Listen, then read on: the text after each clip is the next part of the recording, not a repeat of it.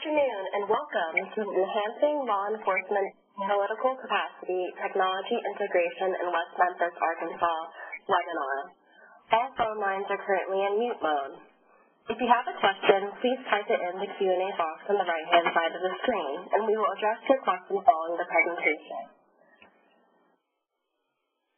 First, to provide an overview of today's webinar, we will start with an overview of the National Public Safety Partnership Project in West Memphis, Arkansas. Then, we will discuss building law enforcement analytical capacity. Next, we will discuss requesting Bureau of Justice Assistance National Training and Technical Assistance Center assistance for West Memphis, Arkansas. Then, we will discuss the police department perspective as well as the technology vendor perspective. Finally, we will finish the webinar with a question and answer session. I would now like to introduce today's webinar presenters. First, I would like to introduce Police Chief Larry Larimore, Strategic Site Liaison for the U.S. Department of Justice PSP program. I would also like to introduce Jessica Herbert, Site Analyst with the DOJ PSP program, James Law, Specialist with BJA-funded, Police Captain Joe Baker with West Memphis, Arkansas Police Department, and Randy Smith, Regional Director, Technology Vendor. I would now like to turn the presentation over to Larry Larimore to provide an overview of the PSP project in West Memphis, Arkansas. Thanks a lot, Stephanie. You can go to the next slide, please. Good afternoon, everyone. I'd just like to kick this presentation off with just a little bit about the PSP program and to speak briefly about our West Memphis project and just a little bit about smart policing so we can all be on the same page as we move forward. So the PSP program is the National Public Safety Partnership. It was created under the new administration with Attorney General Jeff Sessions. It was piloted beginning in 2014 through several sites over the next couple of years as a violence reduction network. West Memphis joined the VRN network in 2015 and will graduate out of this program in September of 2018.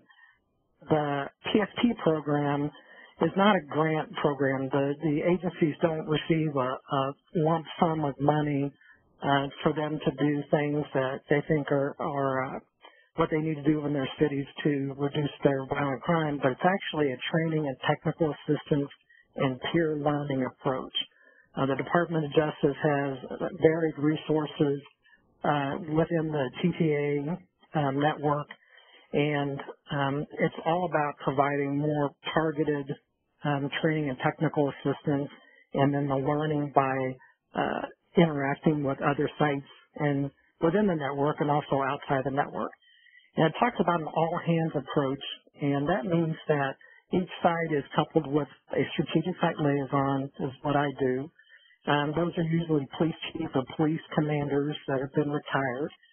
There's a site analyst that helps with the data collection and analysis. There's a Department of Justice law enforcement champion and a BJA programs champion. And we're also supported by several different vendors and programs, and NTTAC is one of the main programs that supports the PSP.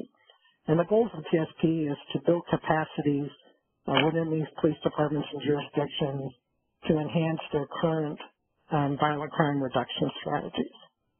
So next slide, please.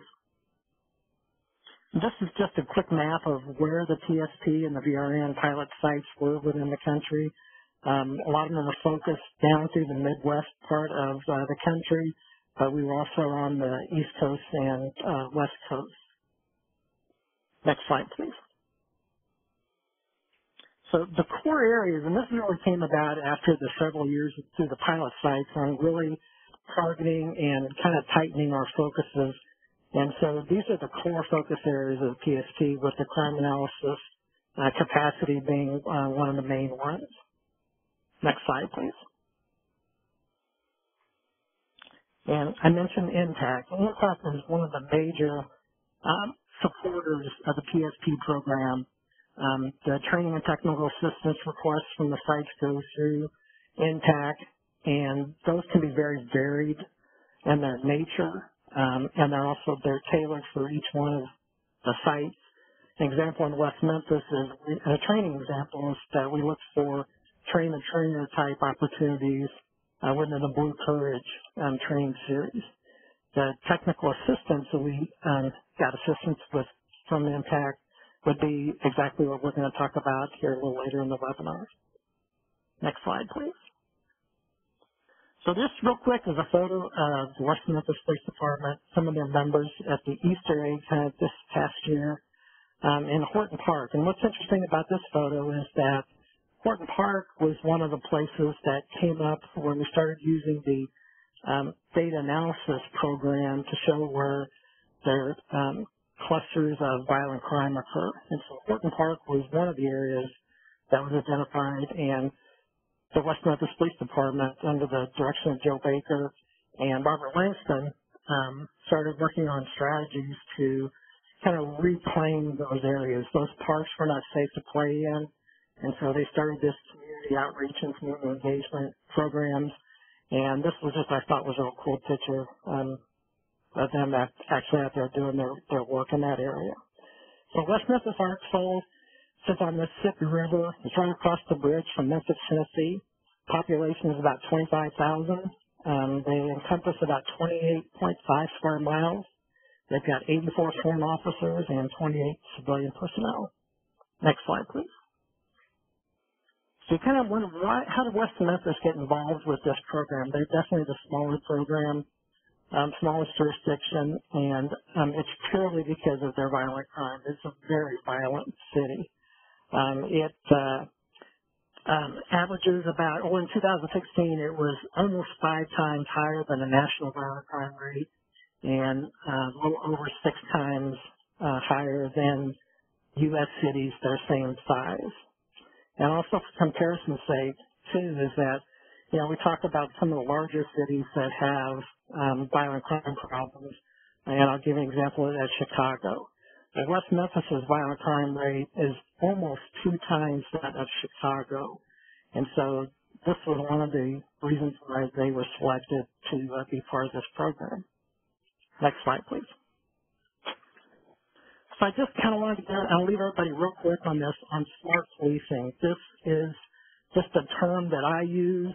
You'll see a lot of information and the things that we'll go over just real quick. We've seen it before, but I've kind of used smart policing as kind of a general descriptive term of principles and practices and philosophies.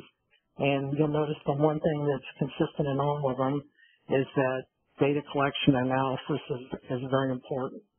So next slide, please. You'll recognize these principles. These are the concept principles, a little bit more on steroids. But the very first thing in a concept program or a data-driven, intelligence-led program, however you want to call it, is the accurate and timely data collection and analysis. Next slide.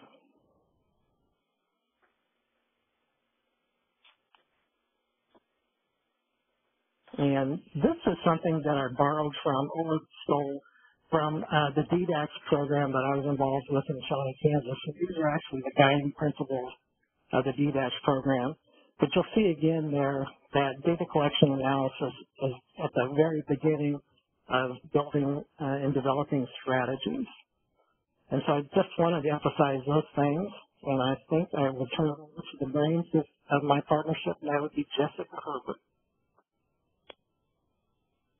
Thanks, Larry. I appreciate it. Next slide.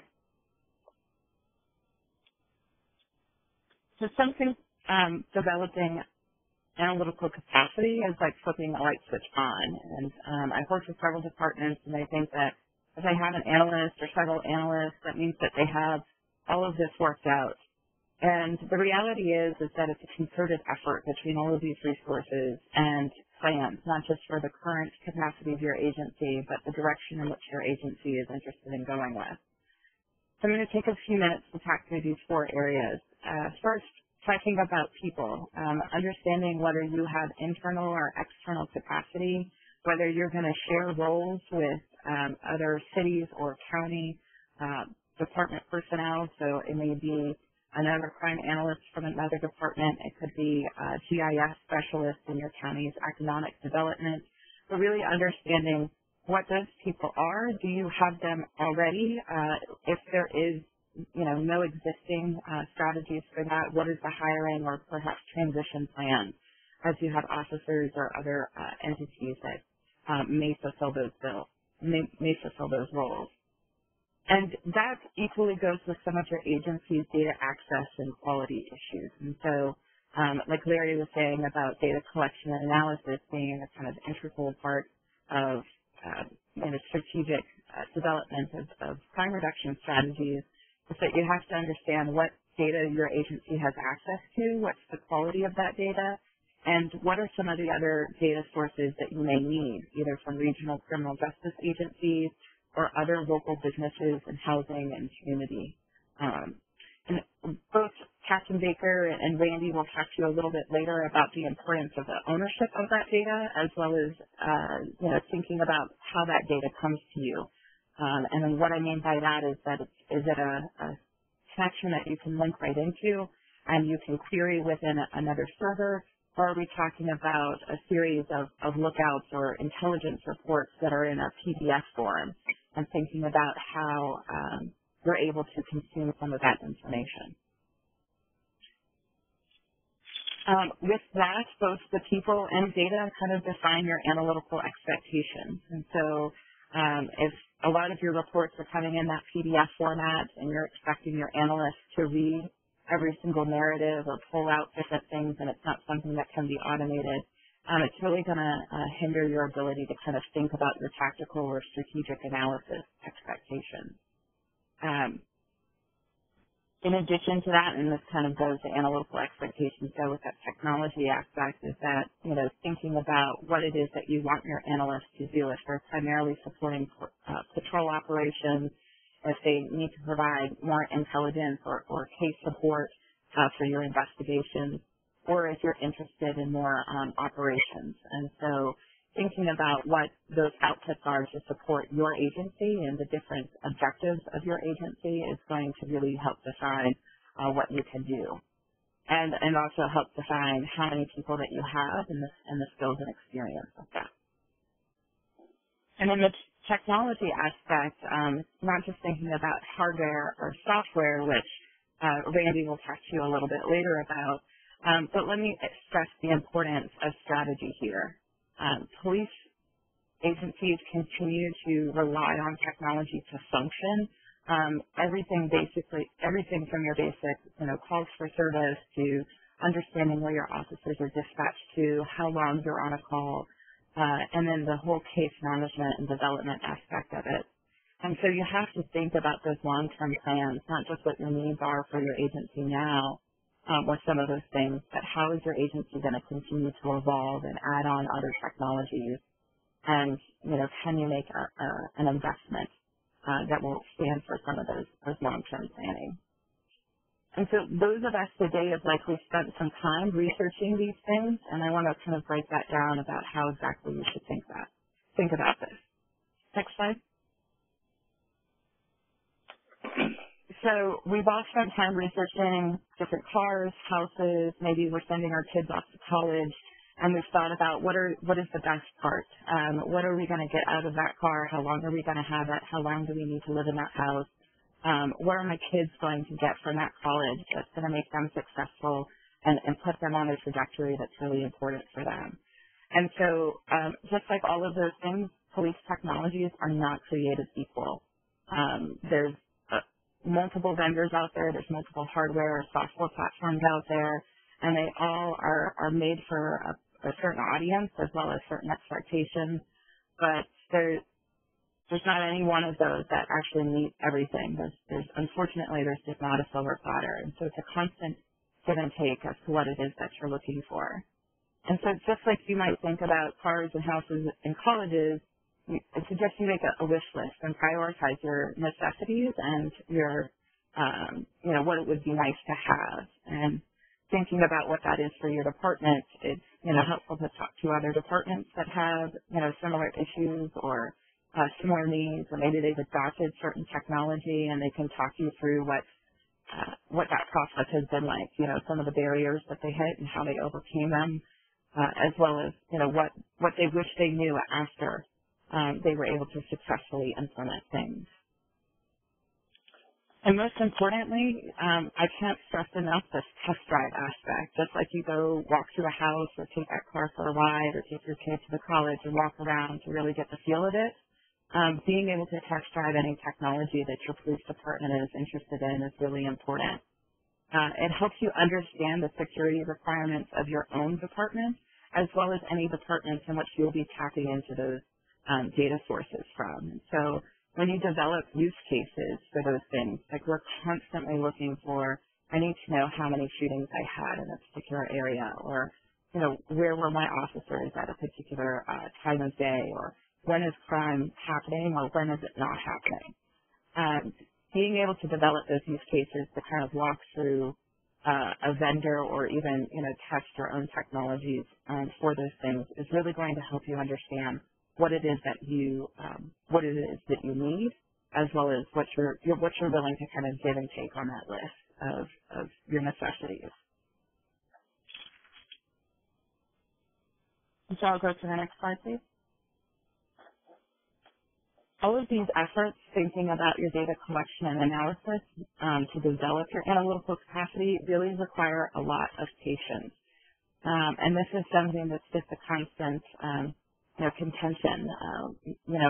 Police agencies are very much used to dealing with issues that are happening right now and wanting things to be solved and kind of near term and quick.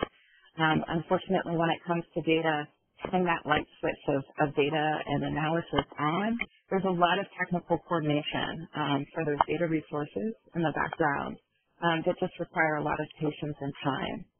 And so I won't bore you with some of the technology terms, but it is a matter of making sure that every last name from different databases matches up as the last name and the one that you're using as an end user.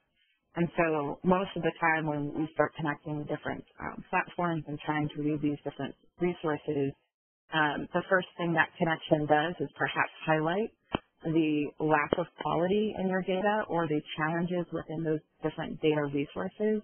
And it takes a lot of patience to help connect those things and put one part to another part in that process so that you have a good end user product. And you also need patience in negotiating the best support. And so this might rely on your budget as a police agency, or maybe it's a budget that you have from a city or county government.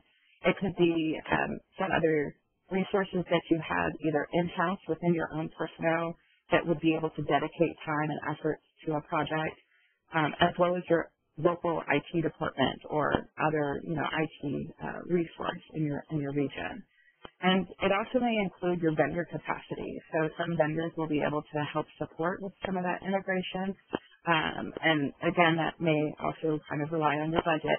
But you have to be able to kind of think through what is it that you want them to do, what is it that you're going to be able to do, and what is it that your partners in this effort will also do. For West Memphis, we were able to leverage both Larry and I's assistance along with NTTAC through the PSP program.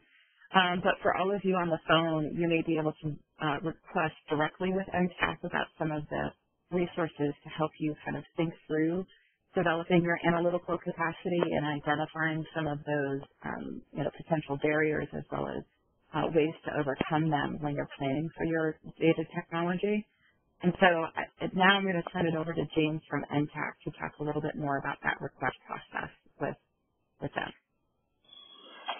Great. Thanks, Jessica. That's a great lead into talking about, if your agency is thinking about these sort of assistance projects, where do you come then to get that support?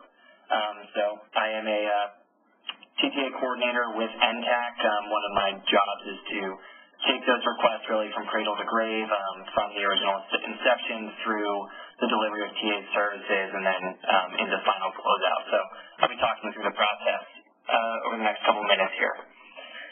So first we want to do a quick review of what BJA-NTTAC offers to the field and a little bit more about that process. So there are really three major players in any BJA-NTTAC request. One is obviously NTTAC itself. We are the coordinator of the TA services, and we act as the intermediary between the requesting agency and provider. The requesting agency are the criminal justice organizations in the field, state, local, or tribal level, who've come to NTTAC seeking assistance. And then the providers are subject matter expertise and organization to can fulfill those original requests for assistance. So all of NTTAC's training and technical assistance comes at no cost. We just ask that the requesting agency freely offer up all the time necessary to pull together these pieces and work as closely with that provider as possible to get the most value out of these engagements. So if we go to the next slide, we're going to talk about the general TTA request process. And here and there, we'll talk specifically about West Memphis, since the PSP sites operate slightly differently. So step one is really the justice agency itself identifying the need that needs to be addressed. And then they can come in and go to step two and submit a TTA request to BJA-funded using our online application form. That initial application form is fairly brief. It asks for some contact information and a description of the problem itself, and then what specific type of TTA you're requesting. But we would ask that you really spend some time on that form and think carefully and put as much detail as possible into the form up front. It makes the assessment process go a lot smoother. You should also give careful consideration to the timing when you're submitting an application. We say at a minimum you should request the services 4 months in advance of your desired event date, but the more headway you can give us, the better. So going back to that online application, if you go to our website, you'll create an account, and you'll be able to do all of your application and track your request through that account. And we'll provide a web address at the end of the presentation for anyone interested. So once we've received that application, BJA-funded does a preliminary review and makes sure that the request itself fits within our scope of services and that it's just a service that NTTAC is able to provide. Once we've gotten through that preliminary review, the requester will receive a second notification to complete an online assessment form, which is a much more detailed data collection process to really get a full scope and full feel of the agency's needs and capabilities. Part of that assessment process is a letter of support from leadership within the agency, and that letter of support must be uploaded alongside the assessment form. The goal of that is so that we know that there's support at all levels in the organization for the products being requested. It also confirms the need for TTA services, demonstrates support for implementation of any recommendations or any of the services themselves, and acknowledges that the TTA request obviously has support at the higher levels. The authorizing individual for that request does not, or the letter of support does not have to be the primary point of contact at NTTAC, but we would like to have them included at any point during the process. So once we have the online assessment and the letter of support, BJA-funded and BJA staff review the full application package and deliver a decision on the TTA application. So there are two possible outcomes there. One is that we'll approve the request, and BJA-funded will let you know that we're going to start looking for a provider and drafting up the contract documents and whatnot. Usually then there will be a couple more phone calls to just talk through the final stages of the process, but request approved means that NTTAC's going to handle that request moving forward. In some cases, your request would not be approved, and we'll let you know that it's not something NTTAC can handle at this time or that it's outside our scope. But we will, in all those cases, make every effort to refer you to another resource that may be able to fulfill your services. One note I want to make is that there are no limits to the number of TTA requests and applications that an organization can submit. Each of those applications is reviewed independently and considered on its individual merit. There's a lot of jurisdictions we've worked on for multiple engagements, so if you have projects that you think NTTAC might be a good funding source for, even if you've submitted something to us in the past and maybe we've passed you a different resource, you should still feel free to submit another application. So talking about West Memphis, as Larry and Jessica had mentioned, the department identified a need to develop their analytical capacity, specifically through enhancing their technology processes. As a PSP site, a slightly different experience, but ultimately we had collected a lot of evaluation material. We can process their request and decided there was something NTTAC could fulfill, and then in the end connected them to a best fit provider to meet their goals. So moving on to the next slide, we're going to talk about what that process looks like once BJA has approved the request. So here you can see the general life cycle of an NTTAC engagement. There are three primary stages. The first is the assessment and review. Second is development of the statement of work, that's the SOW, and then the actual delivery of TCA services. In the assessment and review phase, after the application has been approved, we're really working to finalize the scope of the work. A lot of times the selected provider has been pulled into this process to help ask the correct questions and nail down timelines and budgets and what exactly is the best method for finalizing and delivering on this work. For West Memphis, everyone agreed the department needed a technology tool that would enable them to integrate their various data systems, and so we knew we'd be looking for a technology vendor, and with West Memphis specifically, we had pre-identified Numerica as the vendor for best fit, so they were part of this whole assessment and review phase. Moving into the development of the SOW, this is really the paperwork part of the engagement. NTTAC's developing a contract between the provider of services, in this example, Numerica, and BJA. The requester is still semi-involved in this process. They have the opportunity to review and provide feedback on the draft to make sure that all the tasks and deliverables and timelines match up with the agency's requests and needs and various other dynamics. But mostly this process is done between BJA, NTTAC, and the provider itself. But once that SOW is approved and fully signed off on, work begins on the engagement. And then the stage, which is the delivery of TA services.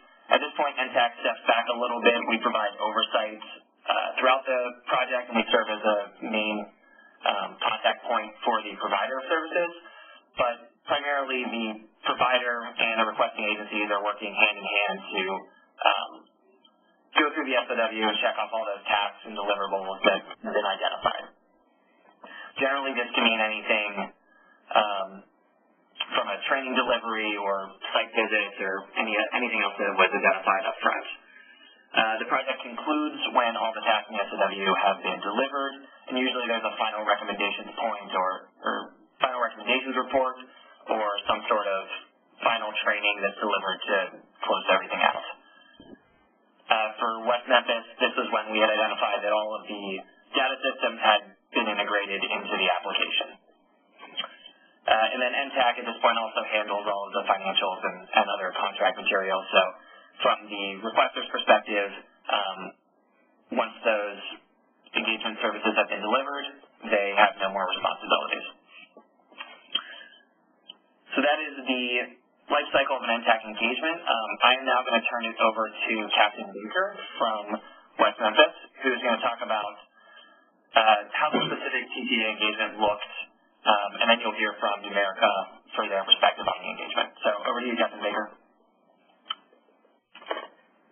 Okay, thanks very much, James. Good afternoon, everybody. I think as you've heard described throughout the webinar so far, ours was kind of a unique engagement just because of the fact that we were a PSP VRN city. So we got a little bit of a different pathway than everybody else may possibly get some of this assistance. We were a department that was coming from not a small amount of technology use and data systems, but we had nothing. We had no analysts. We had no analytic or intelligence software to speak of, nothing to kind of integrate and collaborate all our data sources into one location. So when we started looking at different avenues to go on that, we were trying to get the most bang for our buck trying to get something that was the most user-friendly for a lot of staff that had very little knowledge dealing with this type of system and process. Larry and Jessica were just, I don't know how we would have done it without them. They were able to, as we started into this process and started developing what our needs were and what our wants were, they were able to bring to us different vendors for us, like Jessica said, to test drive, which was very important to us. We didn't want to, working with a limited budget and resources, we didn't want to purchase something and find out months or years down the road that it was not what we needed or not the most suitable thing for our needs. So we demoed several different products and looked at the end results that they could get for us, looked at the most usable, the most user-friendly, and the most, the most powerful tool to generate what we wanted to out of it. We were looking, like I said, again, for a user-friendly platform. We had guys that had never used this type of system before. We created an analyst position when we got on board with the PSP project, and that was essential to putting this program and this platform into effect. We kind of helped us to have one person who was the wheelhouse for this, to be able to be spun up on it and trained more highly than everybody else, and to be able to push a lot of this out with the support of Numerica to the rest of the department.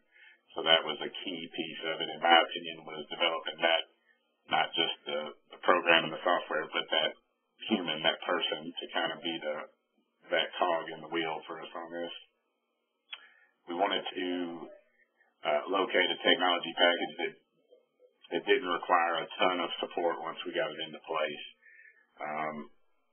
Like I said, that was kind of that test drive process, seeing what the back end looked like once we pulled all our data in. And we wanted something to be able to integrate and successfully search our data sources, map our data.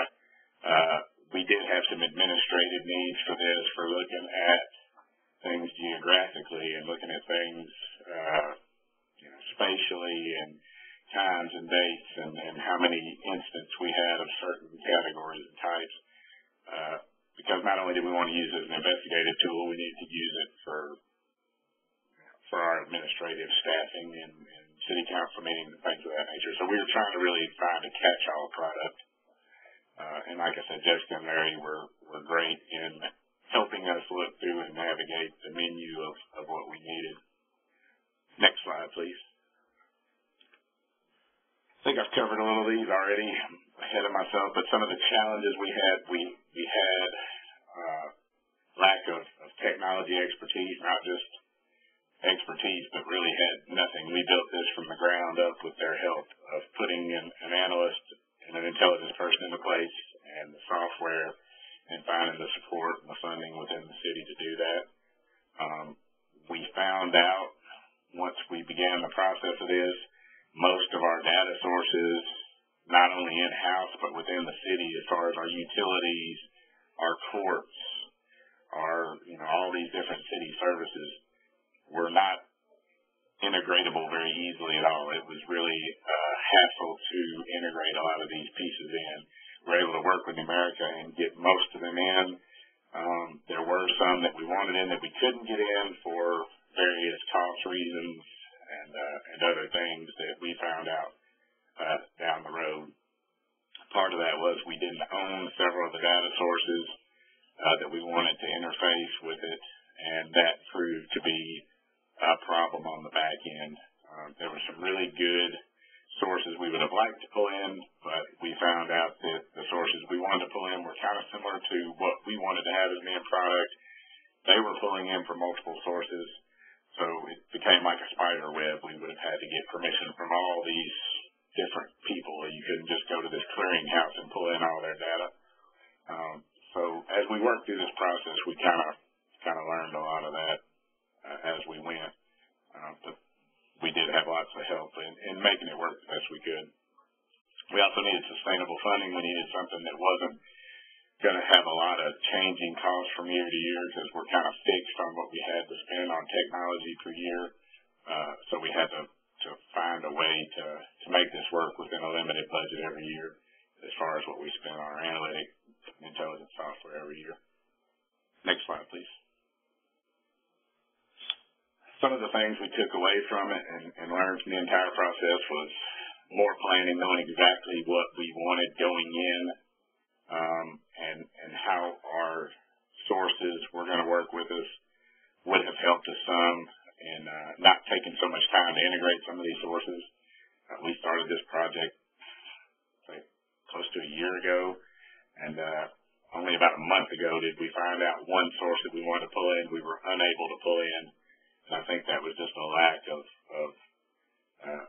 having some MOUs and things in place and not knowing that that source was not going to be able to work with us to pull it in without a high cost in on the back end. Policies, procedures, practices to ensure data integrity.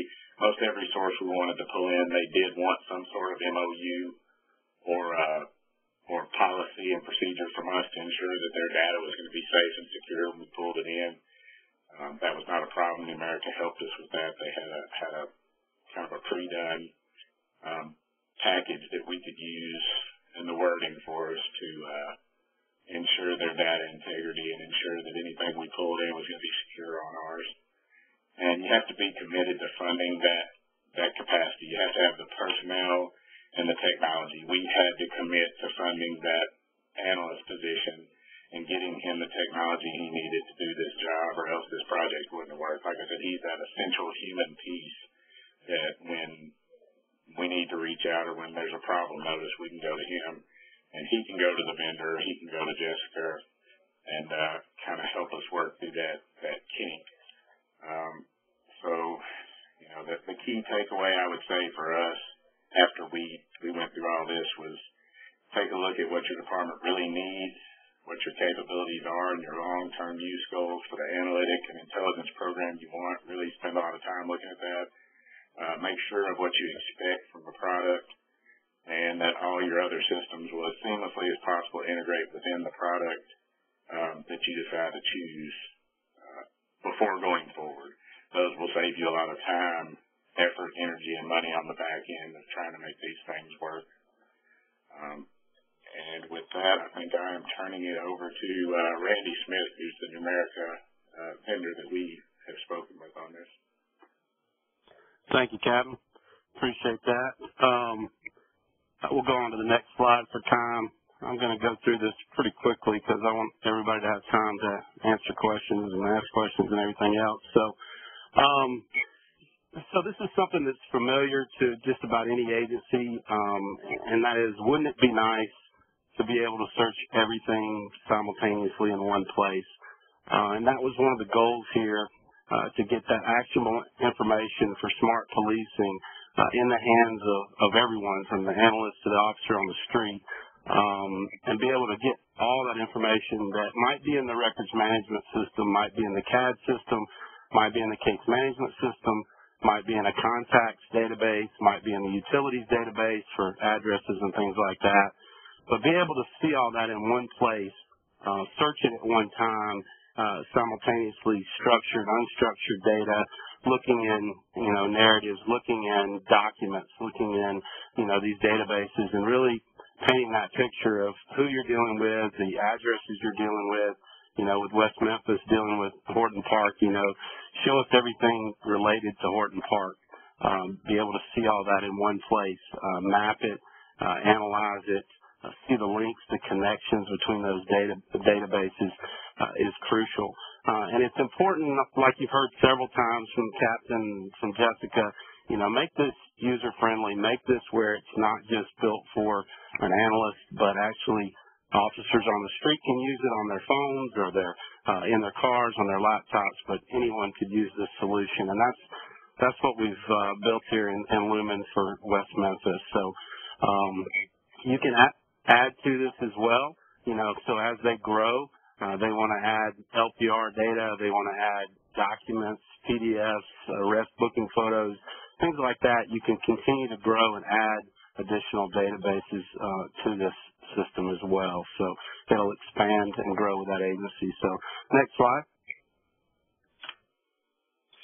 So as far as the challenges and lessons learned, you've heard this several times throughout this call, so I'm not going to go over this too much, but it's really understanding who owns the data, who are the stakeholders, what do you have to do to get to that data? Do you own it? It's important, when you're choosing a records management vendor, make sure you own your own data so you can get to it, so that you're not charged to get to that, or there's some type of problem in getting to your own data. So keep those things in mind.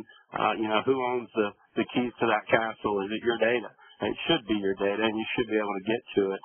And then have those MOUs and contracts in place to do that. And then as far as the IT requirements, this is a completely hosted solution. So there's minimal requirements for server issues, hardware, installations, things like that. You don't have to worry too much about that. Because it's completely web-based solution that you can access from anywhere. But make sure that you understand that, hey, we're trying to figure out, these links, these connections between all these different data sets so that we can figure out, where our problem areas are, where the issues were there in West Memphis for their violent crime. So, keep that in mind as you're building the solution. Make sure that that it's the last thing here. We talk about analysts and officers. Make sure that it meets the needs of everyone at your agency, that everyone can use it. It's simple to use and easy to disseminate that information throughout the agency. So you don't have to rely on just that analyst to pull that together, but you can actually access that data as well and see that in the format that you need to. Whether it's just that situational awareness on the street to tell me, hey, I've got this guy. What do we know about this guy? Who's he connected to? What is he connected to? What cars is he connected to? What address is he connected to? I'm going to this address. I need to know everything connected to that address. Tell me that. Give me that situational awareness. So those are the kind of things that we've helped build there at West Memphis, and we certainly appreciate this partnership. And we'll continue to grow this partnership and add to it. But thank you for your time, and I'm going to turn it over to Jessica so we can get into some questions here in a little bit as well. Perfect. Thank you so much, Randy. So Larry has, for the team on the phone today, Larry's always pushing us to think about the final three things. What is the kind of easy three things or final three things that we want to think about? And as you heard from me earlier in the presentation, it's really about the strategy. And if you're buying a house today and it's only got one bedroom and you think you're going to have kids, you're going to have a mismatch. And so really thinking about your technology strategy, as Randy was saying, what happens when we need to grow into different types of data, connecting different databases. Are we going to have a solution that's going to allow us to expand? Do I have room on my lot to add that extension? And how can we do that, and how can we adjust and be as flexible as we can over the next 20 years? Because that's the way that technology and policing is going to continue to grow. And so hopefully you've thought about a couple of those things or heard a couple of those things during our presentation today that makes you think a little bit differently about your strategy. And this is Larry. Just coming from the police chief's perspective, traditional policing, when we talk about budgets and everything, we want to make sure we've got all our budgeted sworn officers.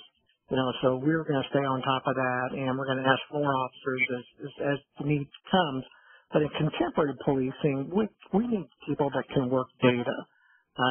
And we've got to be, as chiefs, we've got to be committed to budgeting that type of resources for personnel and for technology to manage data, to make sure it's accurate and it's timely. Like I said, that's the foundation of contemporary policing. And so I think it's incumbent on us as executives to make sure that we have those things in place in our agencies. James? Sure. I would just close by saying that there are a lot of assistance resources available through NTTAC and also a variety of our partners. If you know an agency or if you're from an agency that has a project that just hasn't been able to move forward due to lack of staff expertise or lack of funding, you should definitely reach out to us to see if you should submit a request for assistance. Even if NTTAC can't help you directly, we can point you in the right direction and hopefully find someone who can. So never hurts to ask and be forward thinking about what your department can do next. So we're going to move on then to this final slide, just contact information for the various presenters. Also down at the bottom is the link to the BJA-NTTAC website. You can find the TTA application there. You can also reach out to us by email, and we're happy to walk you through the process more one-on-one. But now we also want to invite everyone to submit questions in the Q&A feature in the webinar. So if you go ahead and type them in there, we'll start answering. One person has asked, you mentioned you pulled from various sources for things such as address searches from different resources. If the fields were input manually, not a fixed field, how do you manage issues with addresses, with misspelling, or the different ways folks input the data?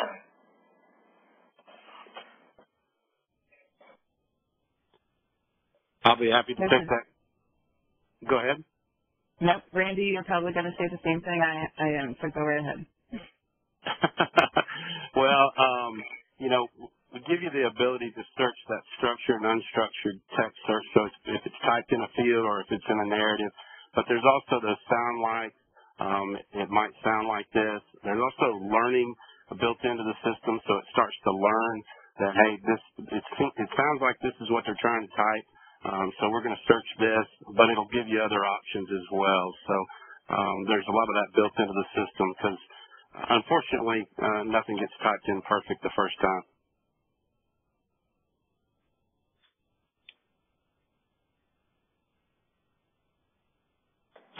Another person has asked, can the captains talk about the process of getting buy-in from the officers towards policing, and what organizational changes are needed to make in order to improve data accuracy starting at the level of the report?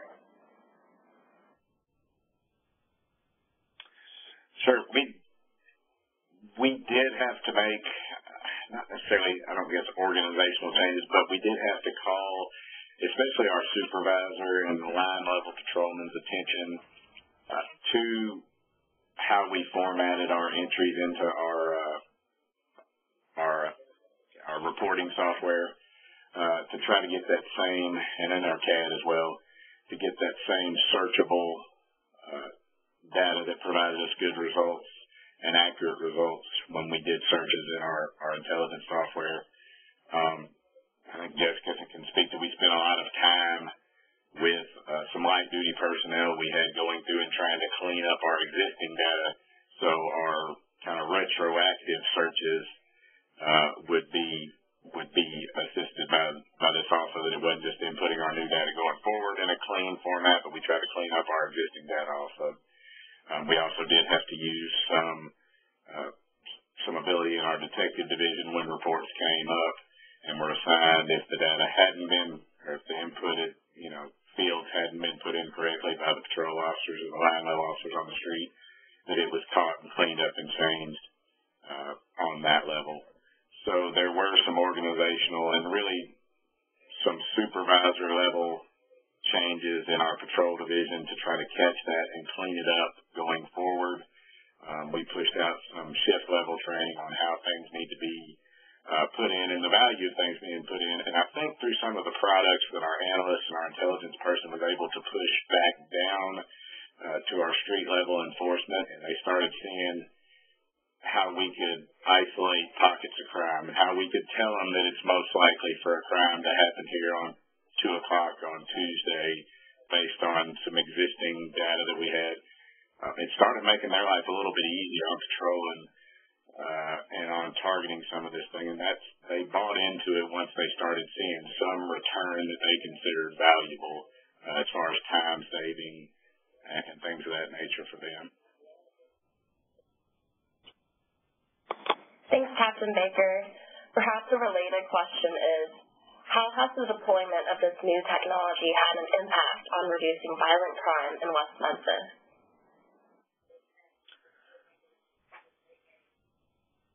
Well, we launched this product and kind of this entire effort in tandem with a enforcement strategy we had in a very violent area of the city. Over the first year of an operation which we called Deter, which tied heavily to data enhanced policing, we were able to lower violent crime in that area by approximately 26%.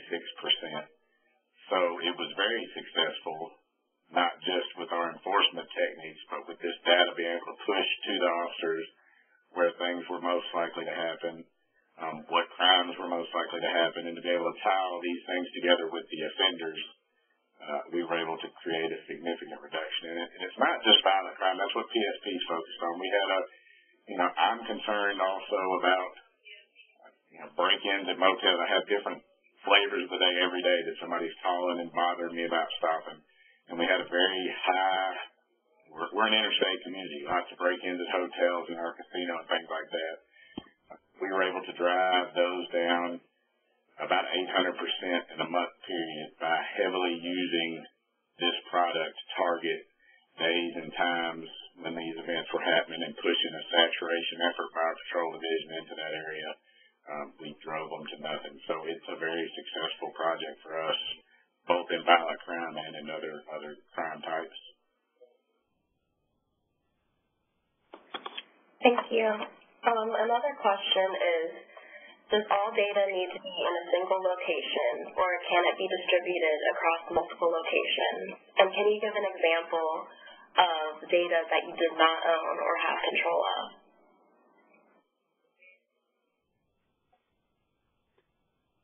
So I'll take that one. This is Randy.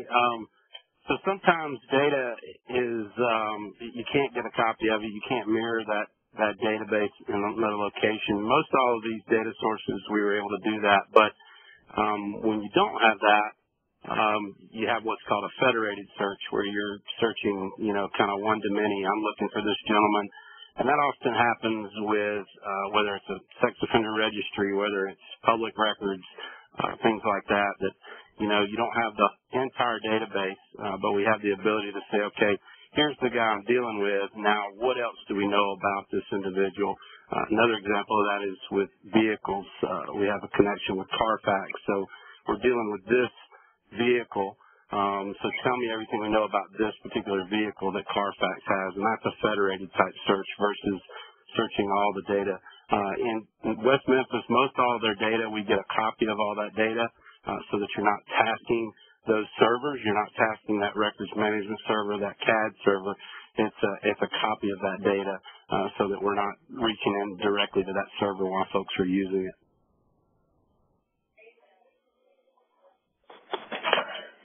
Thank you. Another question is, what is the size of your agency, and how many end users are in place that are using the system? Well, the size of our agency, we have 84 sworn. Right now, the way we have it set up is our detective division has it.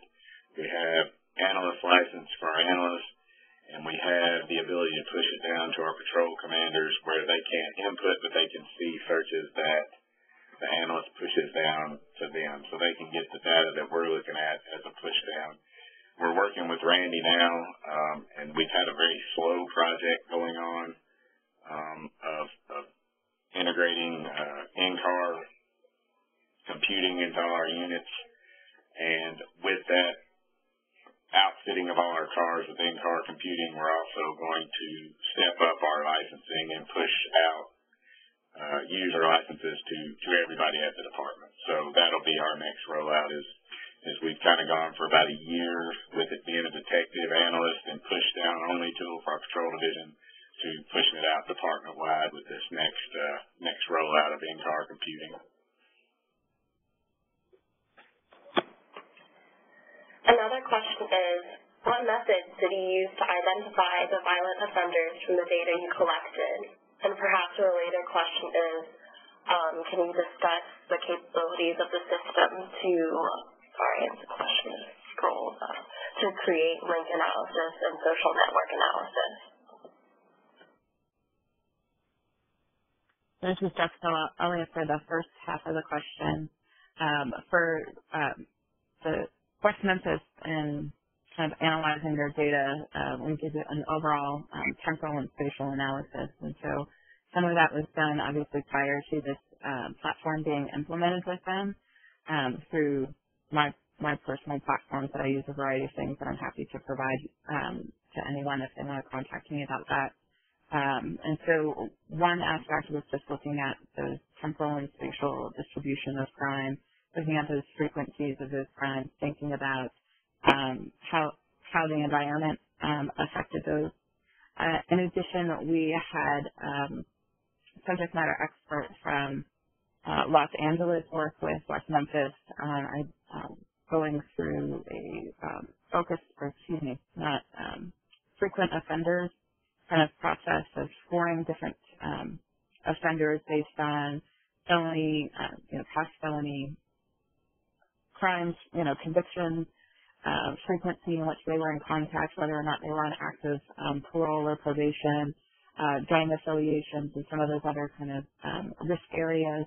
And so worked with them through that as far as focusing on the individual aspects. And so when the platform was brought online for the West Memphis group, it was just, kind of creating that ease of implementing those same processes that we did independently and putting that into some of their practices there.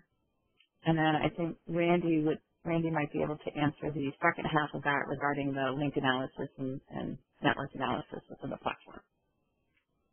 Thanks, Jessica. Yes, there is link analysis built into the solution, and a lot of you are familiar with link analysis and look at a lot of big spider webs of information. Our link analysis is very person-centric. So you start with the person that you're working on or group of folks that you're working on and then build out from there. And the software goes out and says, hey, who's associated with this person, what's associated with this person, and let's start building out from that person or that group of people as well in the link analysis. The other thing that we're about to release to all of our agencies also is actually scoring. It's dynamic scoring so that you can actually go through and say, give me my top 10 violent offenders, give me my top 25 based on certain crime types. The captain mentioned, break-ins and things like that. So you can look at particular types of crime and say, give me my top 10, top 25 of these folks based on age ranges, based on how prevalent the data is, how new the data is, things like that. So a lot of folks are being asked for those kind of things and give me my top 10 violent offenders. So Lumen's going to provide that now so that you can save weeks of time trying to pull that together and let the system do that for you. But there is link analysis and also associate analysis to see who are these folks connected to, what are they connected to, what vehicles are they connected to, things like that as well. So, which sometimes is more important even than link analysis, but they're both built into the system. Thanks, Randy. Unfortunately, we are approaching the top of the hour, so we'll go ahead and close out the presentation. But if you have any remaining questions that we couldn't address, feel free to contact any of the individual or BJA-NTTAC using this contact information on the slide. We will be distributing a copy of the presentation as well as a post-event survey to get your feedback. And if you have any questions, again, feel free to reach out to any of us. Thank you all for taking the time to join us today, as well as I would like to give a special thanks to Larry, Jessica, James, Captain Baker, and Randy for presenting today. And have a great day, everyone. Thank you.